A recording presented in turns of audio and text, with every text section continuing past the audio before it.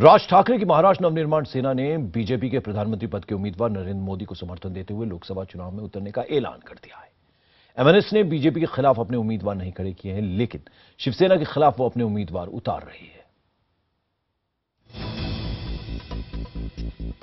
MNS के मुखिया राज ठाकरे ने लोकसभा चुनाव के लिए उम्मीदवारों का ऐलान कर सभी अटकलों पर विराम लगा दिया।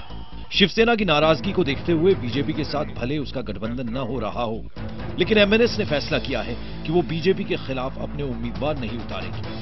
राज ठाकरे ने यह भी साफ किया कि एमएनएस के सांसद पीएम पद के लिए नरेंद्र मोदी का समर्थन करेंगे। ते पंतप्रधान म्हणून नरेंद्र मोदींना पाठिंबा इथे देतील। हालांकि एमएनएस लोकसभा चुनाव में शिवसेना से दो हाथ जरूर करेगी। पिछले लोकसभा चुनाव में मुंबई, ठाणे, नासिक जैसी लोकसभा सीटों पर एमएनएस की वजह से शिवसेना बीजेपी को करारी हार झेलनी पड़ी थी। पार्टी की ताकत को देखते हुए कुछ दिन पहले ही बीजेपी के पूर्व अध्यक्ष नितिन गडकरी ने राज ठाकरे से मुलाकात की थी। इस मुलाकात के बाद से ही बीजेपी एमएनएस गठबंधन की चर्चाएं शुरू हुई, लेकिन उद्धव ठाकरे के रुख को देखते हुए बात आगे नहीं बढ़ी। अब बीजेपी ने फिर साफ किया कि महाराष्ट्र में उसका गठबंधन शिवसेना के ही साथ है।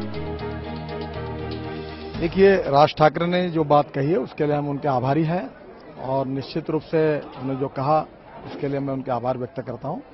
पर महाराष्ट्र में भारतीय जनता पार्टी और शिवसेना अलायंस है, हमारी अलायंस मजबूत है।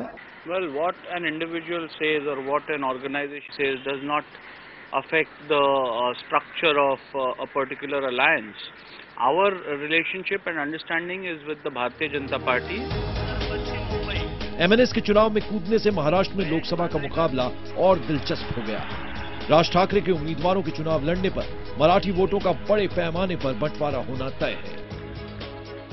मोदी से दोस्ती निभाओ और उद्धव ठाकरे से दुश्मनी, इसी रणनीति के साथ राज ठाकरे लोकसभा चुनाव में उतर रहे हैं। एमएनएस का निशाना भले ही शिवसेना हो, लेकिन अगर एमएनएस की वजह से शिवसेना के उम्मीदवारों की हार होती है तो इसका सीधा असर मोदी के मिशन 272 प्लस पर ही होगा। कैमरामैन अयाज अहमद के साथ दिनेश मौर्य, मुंबई, IBN 7।